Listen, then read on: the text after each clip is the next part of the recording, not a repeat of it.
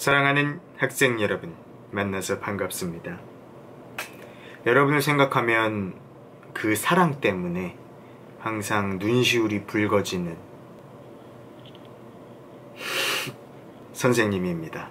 오늘은 1단원 조선사회의 새로운 움직임 두 번째 소단원이죠. 새로운 문물을 받아들인 조선 부분을 복습해 보도록 하겠습니다. 조선 후기 일부 학자들은 당시의 학문이 실생활의 문제를 해결하는 데에는 큰 한계가 있다는 것을 깨닫고 새로운 학문의 필요성을 깨닫게 되는데요. 이를 바탕으로 실학이 등장하였습니다.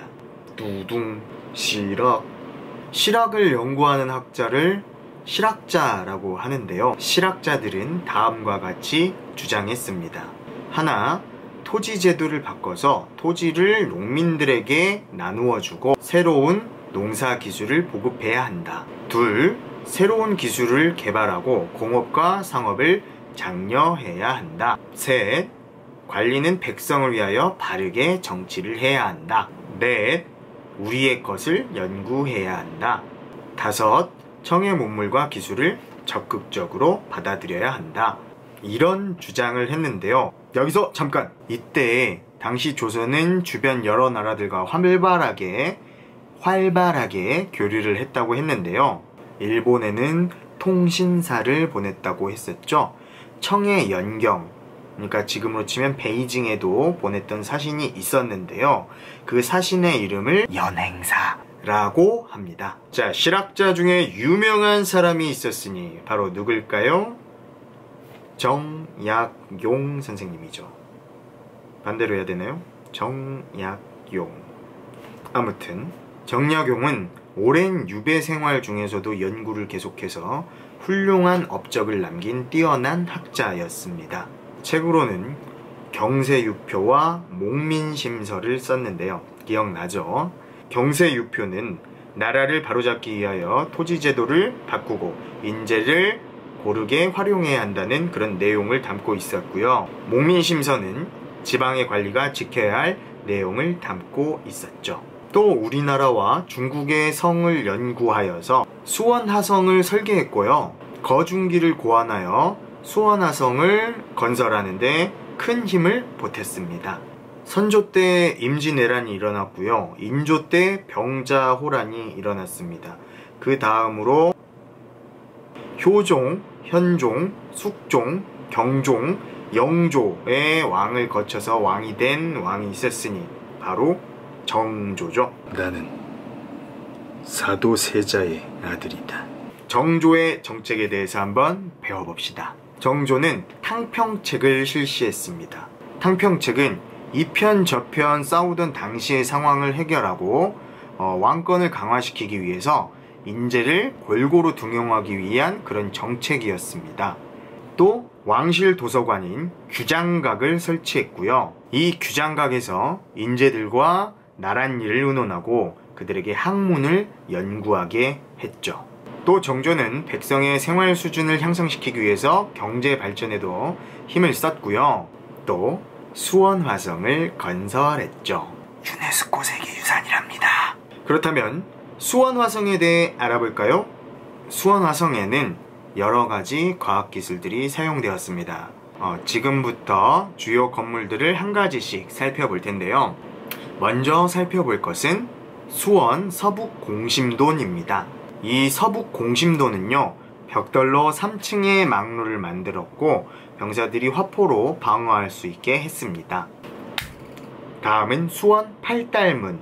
수원 팔달문은 수원화성의 남쪽 문으로 반원 모양의 옹성을 설치해서 적군을 사방에서 방어할 수 있도록 했었죠. 그 다음은 수원 방화 수류정입니다. 여기는 주변을 감시하는 전망대였는데요. 병사들이 항상 머무는 곳이었기 때문에 따뜻하게 지낼 수 있도록 하기 위해서 온도를 설치했습니다. 아이 따뜻해. 수원 화홍문이라는 곳도 있는데요. 화홍문이라는 곳도 있는데요.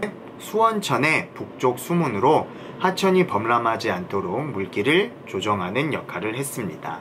정조 때 지은 수원화성은 일제강점기와 6.25 전쟁을 거치면서 크게 훼손이 됐었는데요. 화성 성역의궤라는 책을 참고해서 이것도 유네스코 세계기록유산이랍니다. 복원을 했다고 합니다. 자, 그러면은 우리의 것을 연구한 학자들에 대해서 알아볼까요? 먼저 유득공은 발해고라는 책을 써서 발해가 고구려를 계승한 나라임을 밝혔고요. 유희는 언문지를 통해서 잘못된 한자음을 한글로 바르게 표기하려고 했고요. 한글의 우수성을 설명했습니다. 정약전은 흑산도 주변 바다에서 관찰한 다양한 생물을 자산어보에 기록했습니다. 김정호는 우리나라 전도인 대동여지도를 만들었는데요. 우리나라의 산, 강, 길이 자세하게 표시되어 있을 뿐만 아니라 다양한 정보가 기호로 표시되어 있어서 오늘날의 지도와 비교해도 큰 차이가 없다고 합니다. 대단합니다. 목판으로 제작되어 똑같은 지도를 여러 장을 찍을 수 있었다는 점은 보너스. 이때 당시 중국에 다녀온 사신들은요, 그때 중국에서 머물던 서양 선교사들과 만나면서 여러 가지 서양의 문물들을 들여와서 소개를 했는데요. 이때 수용된 서양 문물로는 세계지도, 과학기술에 관한 서적, 화포, 천리경, 자명종 등이 있었습니다. 이런 문물들을 보면서 중국을 세계의 중심으로 생각하던 당시 조선 사람들의 생각이 달라지기 시작했습니다. 조선시대의 세계 지도를 통해서 당시 사람들의 세계관을 짐작해 볼 수 있는데요. 먼저 조선 전기의 지도, 혼일강리 역대 국도 지도에 대해서 알아봅시다. 혼일강리 역대 국도 지도. 1402년에 제작된 지도예요. 세계를 사각형으로 표현했습니다. 중국과 일본, 아프리카, 유럽까지 나타냈고요. 조선을 크게 표현하고 중국을 당시 지도의 중앙에 넣었다는 점에서 당시 사람들의 세계관을 짐작해 볼 수가 있습니다. 이번에는 조선 후기에 제작된 고려만국 전도에 대해서 알아볼까요? 고려만국 전도는 1708년 중국에서 가져온 고려만국 전도를 보고 그린 지도인데요. 세계를 원으로 표현한 것이 특징이어서 당시 사람들의 생각에 많은 영향을 주었습니다. 이때부터 고려만국 전도와 비슷한 세계지도가 제작되기 시작하였으며 더 넓은 세계가 있음을 깨닫는 계기가 되었습니다. 중국에 다녀온 사신들은 또 조선의 천주교를 소개했는데요. 이때 같이 가져온 책이 바로 천주시리입니다. 유교적 교양을 바탕으로 천주교 교리를 이해하도록 유도하는 내용으로 동양사회에 천주교를 전파할 목적으로 쓰여진 책이었다고 합니다. 당시 사람들은 천주교를 종교가 아니라 하나의 학문으로 받아들였기 때문에 이를 서학이라고 불렀습니다. 그런데 일부 학자들이 천주교를 신앙으로 받아들이기 시작했고 점차 상민과 부녀자에게도 널리 퍼지기 시작했죠. 그러나 천주교의 인간평등 사상과 제사를 거부하는 것이 유교사회의 질서를 무너뜨릴 수 있다는 이유로 이 천주교를 금지하고 아주 잔혹하게 탄압했습니다. 그 밖에 우리가 알아둬야 할 실학자들이 더 있었죠? 먼저 홍대용. 홍대용은 청에 가서 망원경으로 태양을 관찰하고 여러 천문기구를 보면서 제작법과 사용법을 배웠습니다. 천문, 역법 등을 연구하면서 중국 중심의 세계관에서 벗어날 것을 강조했지요. 또 지구가 하루에 한 번씩 회전하기 때문에 낮과 밤이 생긴다는 지구의 자전설을 주장하기도 했습니다. 또 혼천이도 만들었죠. 다음은 박지원에 대해서 알아보도록 하겠습니다. 박지원은 청에서 새로운 문물을 보고 열하일기라는 기행문 비슷한 일기를 썼는데요. 술의 선박의 이용과 화폐의 필요성을 주장했습니다. 박제가에 대해 알아볼까요? 박제가는 청에서 조선이 알아야 될 내용들을 모아서 북학이라는 책을 썼습니다. 북학이에서 수레, 벽돌, 수차 등을 도입하고 다른 나라와 적극적으로 무역을 해서 조선을 부강한 나라로 만들어야 한다고 주장했지요.